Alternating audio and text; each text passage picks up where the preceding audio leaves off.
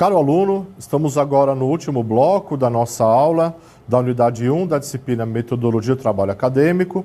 Deixei a você uma interatividade. Espero que você tenha refletido sobre ela, anotado também aí a alternativa correta e acertado a alternativa também. Então vejamos aqui. Leia as afirmativas e responda o solicitado. O desenvolvimento do processo científico altera o senso comum? 2. O senso comum pode ser alterado pelo desenvolvimento do processo científico, desde que tenha acesso a ele. 3. O desenvolvimento científico tem na curiosidade uma das suas molas propulsoras. Essa interatividade, na verdade, ela está trazendo o quê? Ela está trazendo uma reflexão entre a contraposição que existe entre o conhecimento científico e o conhecimento comum. E aí vejamos a alternativa correta, a alternativa D. Alternativa D, em que diz que as afirmativas 2 e 3, elas são as corretas. Vamos ver aqui a afirmativa 1. O desenvolvimento do processo científico altera o senso comum? Por que isso não está certo, né? Por que o desenvolvimento do processo científico altera o senso comum? Ora, o senso comum é aquela crença, juízo de valores que eu carrego comigo desde quando eu nasci. Essa crença, esse juízo de valor só vai ser mudado quanto uma quantidade maior de argumentos eu reunir, quanto maior quantidade de informação eu conseguir reunir. Agora, o que está dito na afirmativa é: o desenvolvimento do processo científico altera o senso comum? Não. São dois tipos de conhecimento que sejam diferentes. Um é valorativo, sistemático. O outro mais reflexível, não verificável, e ele é assistemático. A afirmativa 2, ela meio que completa a 1 por afinidade. O senso comum pode ser alterado pelo desenvolvimento do processo científico, desde que tenha acesso a ele. Perfeito. A partir do momento que, se eu tenho o conhecimento dado ali pelo senso comum, pelo aquele conhecimento vulgar, mas se eu tenho acesso a artigos científicos, a escritos, se eu tenho acesso à informação, a minha forma de pensar ela vai sendo modificada. E se a minha forma de pensar vai sendo modificada, o meu senso comum ele também vai ser modificado. Agora, o senso comum só pode ser modificado a partir do momento que ele tiver contato com o conhecimento científico. Do contrário, nada acontece. Vamos ver a 3. O desenvolvimento científico tem na curiosidade uma das suas molas propulsoras? Perfeito. Sem a curiosidade não há desenvolvimento de ciência. Sem a curiosidade não há desenvolvimento de estudo. O estudo, o saber, a conquista informacional, o querer conhecer mais sobre alguma coisa, só parte efetivamente da curiosidade. Eu espero que você tenha acertado aqui então essa interatividade. Agora passamos a mais parte teórica da nossa aula. Tópico 4, a linguagem e os procedimentos do fazer científico e acadêmico. A questão da metodologia do trabalho acadêmico. Lembra que lá atrás, em algum outro momento, eu falei para você do pesquisador, do cientista, que eles têm uma linguagem que seja uma linguagem própria, mas que a linguagem própria do cientista e do pesquisador não é uma linguagem diferente da nossa, né, que eu estou utilizando aqui, que você utiliza também no dia a dia, mas a linguagem e a língua do pesquisador, a linguagem dele, a linguagem do cientista, ela é uma linguagem sistematizada, é uma linguagem rigorosa, reflexiva, interpretativa, cheia de razão, né? Sai da abstração e vem para a razão. Então é isso que a gente vai tratar agora nesse bloco, a linguagem e os procedimentos do fazer científico e acadêmico. Então, como vimos em nossos dias, a ciência procura ampliar cada vez mais o conhecimento humano posto a serviço da satisfação de necessidades concretas do homem, tornando-se por vezes objeto de desconfiança. Ora, por que a ciência é também um objeto de desconfiança? Pensa comigo aqui. Por que a ciência, na atualidade, também pode ser considerada um objeto de desconfiança? Porque tudo pode ser investigado. Na atualidade, a gente consegue investigar os mais diferentes assuntos, devido à grande quantidade de informações que nós temos à nossa disposição e a infinidade de informações e objetos informacionais que nós temos aqui também à nossa disposição. Dessa forma, será na pós-modernidade que residirá o desafio do direito da ciência de validar e invalidar proposições verdadeiramente aceitas, traçando uma linha divisória entre conhecimento e ignorância. Ora, no mundo moderno ou na pós-modernidade, só podemos dizer que a ignorância ela existe pela falta de acesso à informação ou pela falta de acesso ao conhecimento. Mas a ignorância, ela ainda pode persistir, mesmo que haja acesso à informação, mas que não haja interpretação ou conhecimento ou entendimento dessa informação.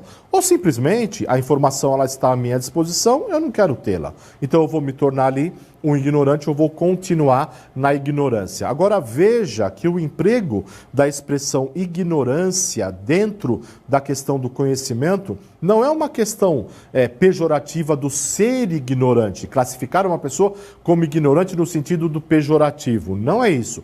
Ignorante no sentido de ignorar, de não saber, de não conhecer. Ora, se eu não conheço, eu não tenho conhecimento. Então, ignorante do ponto de vista do conhecimento. E aí o que acontece? Várias teorias, elas são desenvolvidas ao longo dos processos científicos e ao longo do tempo em que a humanidade, ela evolui. Então vamos ver aqui uma certa relação entre ciência e pensamento mágico. Veja a pergunta que eu tenho para você aqui, aluno. Seria possível aceitar a recomendação de um procedimento cirúrgico nos dias de hoje com base em crença e pensamento mágico? Leia de novo comigo. Seria possível aceitar a recomendação de um procedimento cirúrgico nos dias de hoje com base em crenças e pensamentos mágicos? A resposta clara é uma resposta negativa. E por qual razão? Porque o procedimento científico, ele está dentro do processo de fazer ciência. Fenômenos fisiológicos são hoje explicados após inúmeras experiências e testes em laboratório, não havendo espaço para quaisquer crenças a respeito de uma relação simpática entre micro e microcosmos. Então, veja bem, o conhecimento aqui na área da saúde, né, na área de outras ciências, ele também prescinde o quê? De experiência, de experimentação, de fatos concretos, não só na questão da religiosidade ou também não só na questão da filosofia ou da abstração do concreto que a filosofia ela nos traz. Mas a partir do momento que temos procedimentos científicos dentro de um processo de se fazer ciência, do desenvolvimento da ciência propriamente dito, a partir desse momento, esse procedimento científico, ele é utilizado como forma de se fazer ciência em várias áreas do saber. Nós temos aqui um outro exemplo bastante interessante, que é dado pela história, né? Um matemático indiano, autodidata, contribuiu enormemente para o desenvolvimento da matemática. Ao ser convidado para estudar num certo centro universitário, causou espanto entre seus colegas matemáticos, em especial por ser capaz de intuir soluções para problemas até então jamais resolvidos. O grande problema é que esse estudioso não conseguia provar as soluções que apresentava, o que fez parte da comunidade acadêmica não aceitar suas ideias e rejeitar o seu trabalho. Para a comunidade científica, naquele momento e ainda nos dias de hoje, é necessário o uso da linguagem correta quando da produção do conhecimento, assim como é imprescindível a aplicação de procedimentos ditos como legítimo. E aqui nós temos um Saiba Mais, onde eu sugiro para você a assistência a alguns filmes. O filme O Homem que Viu o Infinito é um filme extremamente interessante que narra justamente a história desse matemático. E aí, se você assistir, você vai achar bastante interessante e vai fazer uma certa relação com o que a gente está trabalhando nessa disciplina. Como então identificar hoje o que é ou não ciência? E quais são ou não são os procedimentos científicos? Essa é uma pergunta que fica no ar na sociedade acadêmica da atualidade, como a gente está colocando aqui nesse livro de apoio ao seu estudo. O que é ciência, o que não é ciência, o que é processo científico, o que não é processo científico, o que é procedimento científico e o que deixa de ser. A sociedade, né, científica da atualidade passa por essas perguntas. Quais procedimentos podem ser utilizados, então, numa investigação ou na compreensão de um fenômeno? A dedução e a indução. Se não houver o emprego desses dois procedimentos, ou do método dedutivo ou do método indutivo, o fazer científico ou fazer ciência, ele pode vir a ser questionado. Então, a linguagem da metodologia do trabalho acadêmico, ela segue um procedimento que é um procedimento sistemático. E ele culmina com o uso desses dois outros procedimentos na busca da razão, a dedução e a indução. São duas formas diferentes de se buscar o conhecimento. E essas formas diferentes de buscar o conhecimento, nós podemos, dentro dessas formas, na verdade, nós podemos destacar alguns objetivos específicos da metodologia científica, que são análise das características essenciais que permitem distinguir ciência de outras formas de conhecimento, análise das condições em que o conhecimento ele é construído, criação de oportunidades especiais para que o aluno possa se comportar cientificamente, e essa disciplina é uma oportunidade, capacitação do aluno para que ele possa ser crítico do ponto de vista do conhecimento, criação de vetor de informações e referenciais para a montagem formal e substantiva de trabalhos científicos e assim por diante. Então, a metodologia do trabalho acadêmico, o que ela faz? Ela ajuda o aluno a aprender, né? Ela traz para o aluno, ela traz para o estudante as formas diferentes de aprender. E como que esse estudante ele consegue obter conhecimento. E, portanto, a obtenção do conhecimento requer a metodologia. E aqui nós temos uma definição para o que vem a ser metodologia. Pode ser ramo da lógica, que se ocupa dos métodos das diferentes ciências, o que significa, nesse caso, que ela estuda o modo como as ciências estudam. Então, metodologia nada mais é do que o estudo dos métodos, o estudo de como se faz ciência, o estudo de como se estuda, o estudo de como se desenvolve um processo científico. E tem mais que eu chamo a atenção. A metodologia do trabalho acadêmico envolve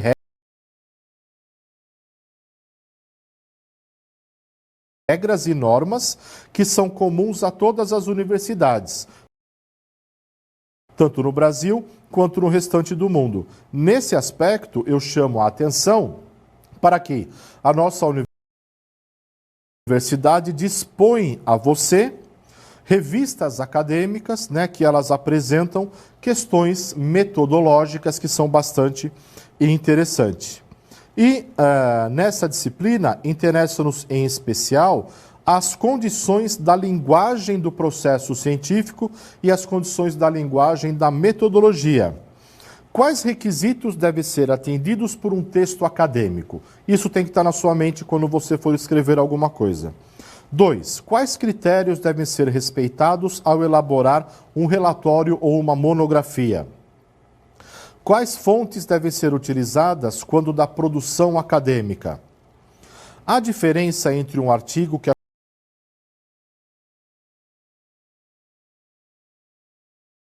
publicado numa revista de massa de grande circulação e uma revista acadêmica? Podemos utilizar qualquer fonte de informação da internet? Essas são perguntas das quais a metodologia vai nos ajudar a responder quando do desenvolvimento de um trabalho acadêmico. Passamos então à última interatividade da aula.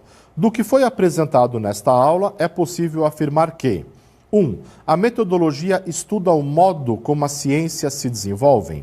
2.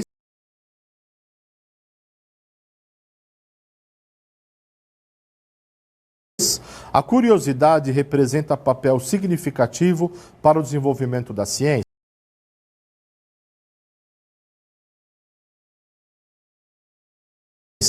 3. A ciência se apresenta como uma forma uniforme de achar alguma razão na observação dos fatos. É possível afirmar que está correta apenas alternativa A, 1 e 3, alternativa B, 1 e 2, alternativa C, 2, alternativa D, 1, 2 e 3, alternativa E, 2 e 3. Vejamos a resposta correta, alternativa D. As 3 afirmativas aqui estão corretas. E aqui eu finalizo com você a disciplina, a unidade 1 da disciplina Metodologia do Trabalho Acadêmico. Espero que você tenha gostado do conteúdo. Aprofunde esse conteúdo com a leitura do livro-texto e até uma próxima oportunidade.